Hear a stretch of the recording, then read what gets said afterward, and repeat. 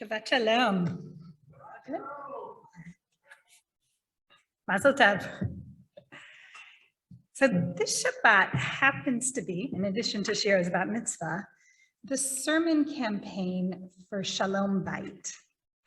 Shalom Bayit literally means peace at home or peace of the house. And it's the name of the Bay Area Center for Domestic Violence Prevention within the Jewish community. So each year, Shalom Bayit asks rabbis throughout the Bay Area to address domestic violence, if possible, all of us on a single Shabbat.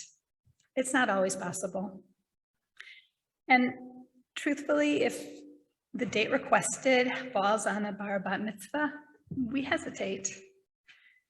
But this year, I looked at who our bat mitzvah girl is, and I thought, this is appropriate.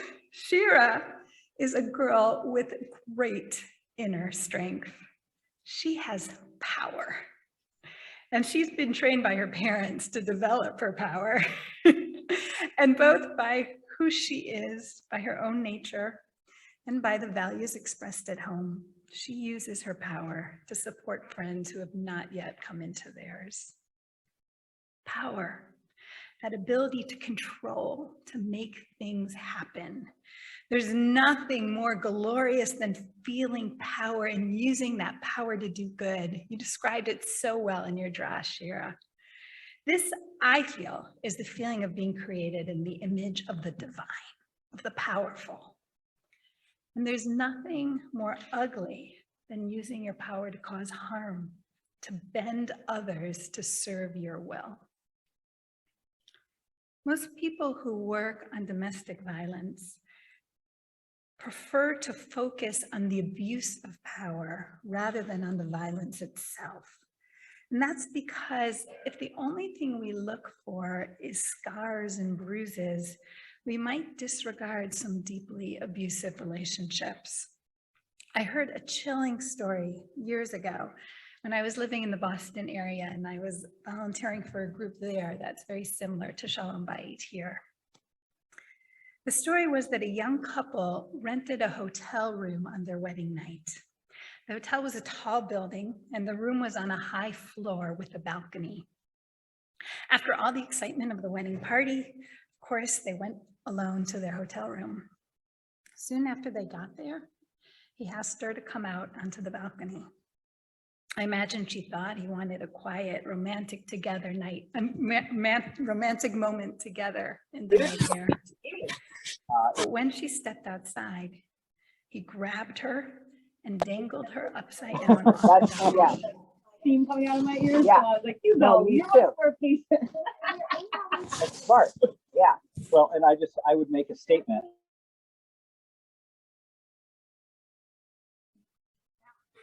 All right. He grabbed her and dangled her upside down off the balcony. And he told her that if she ever cheated on him, he would kill her. And then he pulled her back up to safety. The important point of this story is that he never acted physically violent again. He didn't have to. She was so terrified by what he did to her that night, that her fear shaped their relationship from then on. She would never dare to cross him, and that put him in control of her. The United Nations and the National Domestic Violence Hotline both define domestic violence in the same way. Any pattern of behavior that is used to gain power or control over an intimate partner.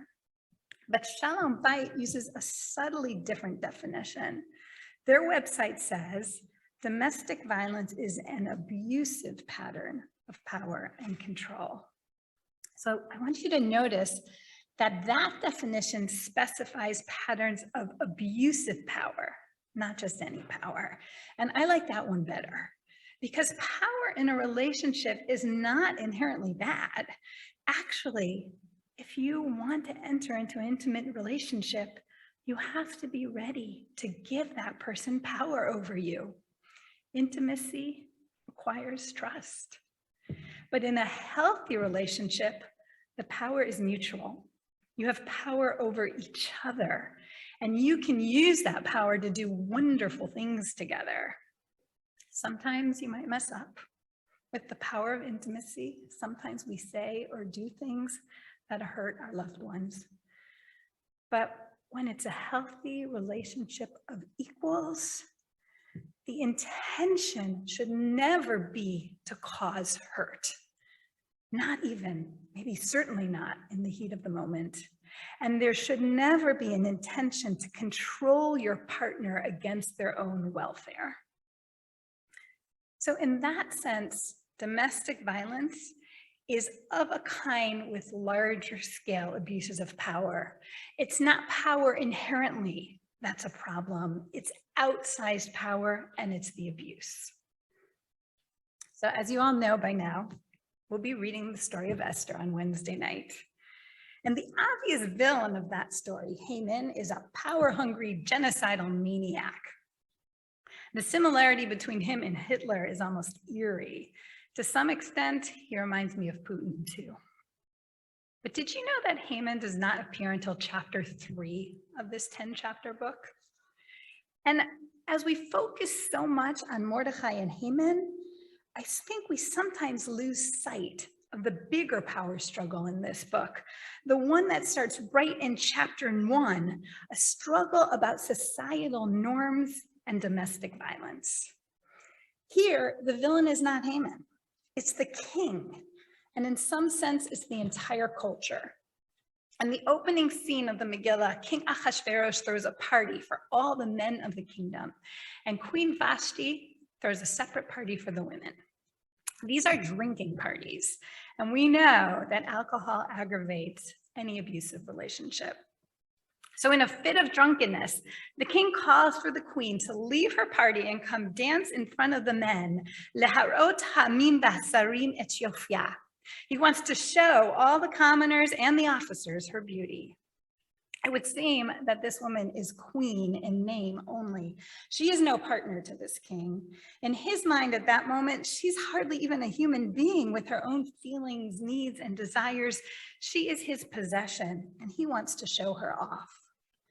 But Vashti says no. And now the king is humiliated because she dared defy him in front of all the other men.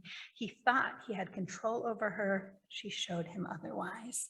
The text is not subtle here. One of the king's advisors says to him right there, Queen Vashti has not only wronged the king, she has wronged all the officers and all the people.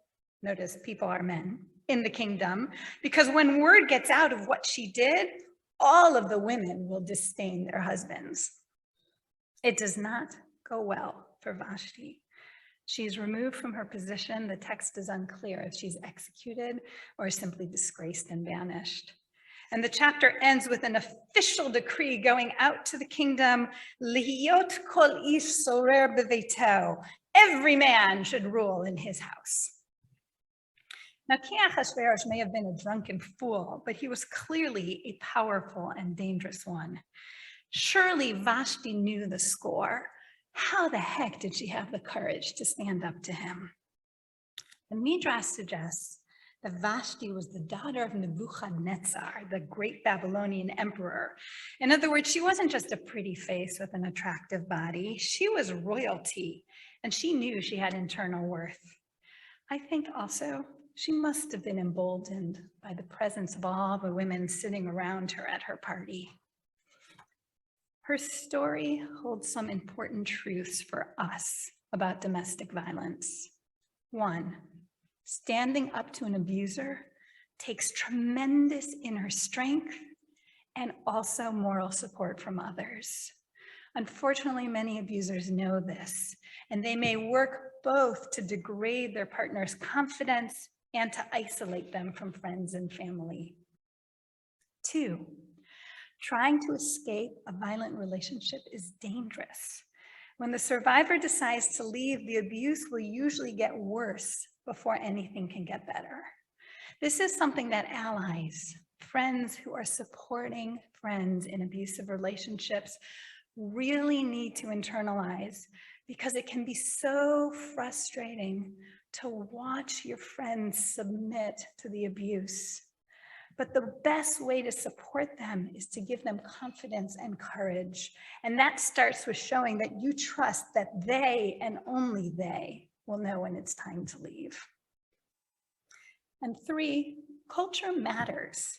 In places where men are valued above women, or places where it is believed that it's a man's right to control his wife, the levels of violence against women are horrifying.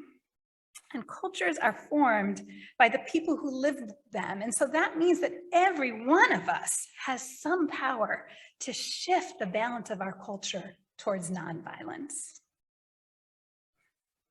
In chapter 2 of the Megillah, the king chooses his new queen, Esther, and she is the opposite of Vashti, emperor's daughter. Esther is at the bottom of the social ladder, an orphan and a Jew. She is obedient. And in that patriarchal culture, she finds favor in everyone's eyes. A pretty face, young, a gentle demeanor. Here's an interesting fact. How many times does God's name appear in the Megillah? Anyone know? 0. How many times does Moses' name appear in the traditional Passover Haggadah? Also 0.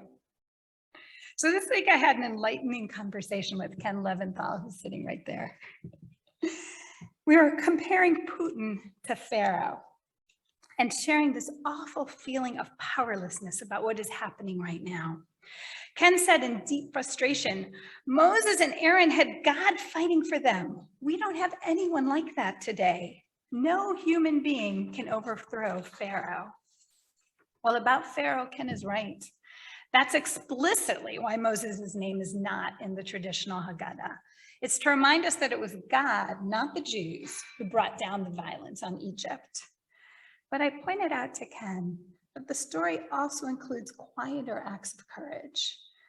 There are 2 midwives, a mother, a sister, and Pharaoh's own daughter, who, when the opportunity arose, took tremendous risks to save Jewish babies.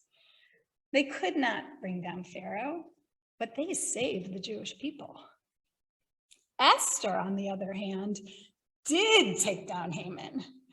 And when Haman and Haman's thugs, even after he was gone, they came after the Jews anyway, she empowered an entire civilian army to defend themselves.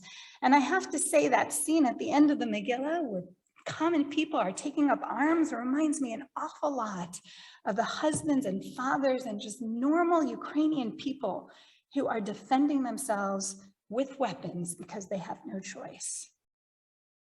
If God helped Esther in all of this, his hand was invisible. And at the critical stages, there wasn't much any other person could do to help her either. And yet she knew how important it was that she not feel alone. When Mordecai told her about the edict to kill the Jews, and he tasked her to do something about it, she tasked him right back.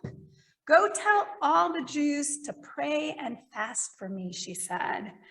There may be nothing practical they can do, but their moral support made all the difference. And that moral support empowered Esther not just to save her people, but also to shift the balance of power in her marriage. The same king who in chapter 1 declared that all men should rule in their households, by the end of the story is pretty much willing to do anything that Esther asks of him. She figured it out, how to make it happen.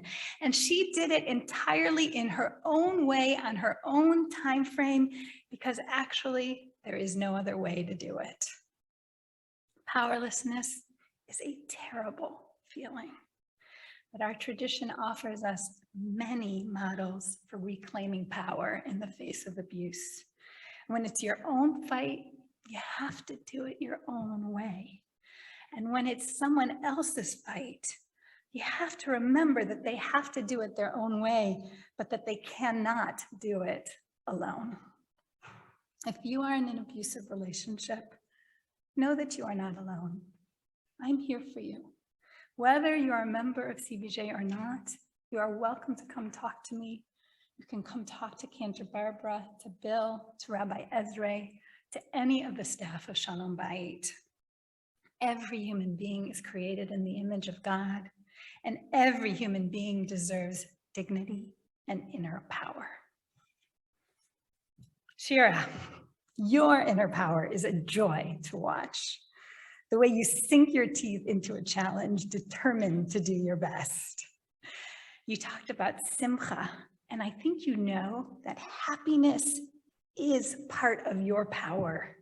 And I love that your natural instinct is to direct so much of your power towards helping others, whether it's your dog or a friend who is down.